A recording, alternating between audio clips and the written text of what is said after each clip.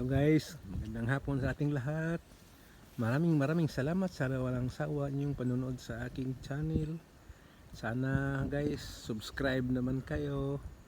At saka yung notification bell, paki-pindot na lang para updated tayong lahat. Totoo talagang sinasabi ng mga matatanda noon guys. Matanda naman ako pero sa unang panahon na kung may tinanim ka, may aanihin ka talaga. Gagaya nito guys, oh. Tinanim ko ito kailan lang. Ngayon, malaki na ang sitaw ko. Ayan, oh. Pwede ko nang harbisin, i-adobo para magawing ulam. Yan, no. Harbisin ko muna guys ha, kasi pag tumanda na ito, wala na. Hindi na mapakinabangan. Kaya ngayon, mag-harvest ako. At sa mayroon pa doon sa kabila guys. Oh, marami din. Doon sa kabila, dalawang area kasi ito eh. Oh, ang laki na.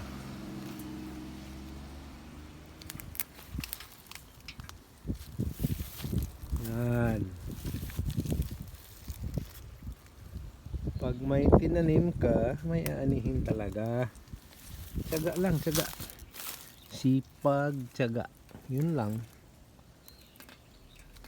Hintay-hintay sa panahon, hintay-hintay natin kung kailan darating ang sa atin. Ano ang ibigay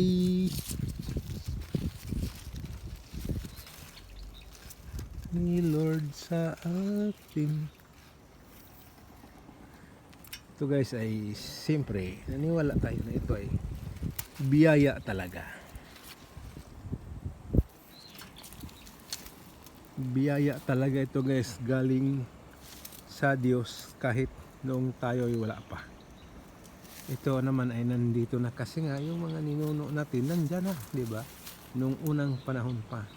Lipat ako sa kabila guys ha, para makita din nyo ang kabila kung gaano karami ang bunga ng sitaw ko. Time check dito guys sa amin, 5:30 ng hapon. Yan ang kabila guys, oh. Oh, ha? Tingnan lang natin. Tsaka guys, kung saan man tayo ngayon sa panig ng mundo, ingat-ingat tayo ha.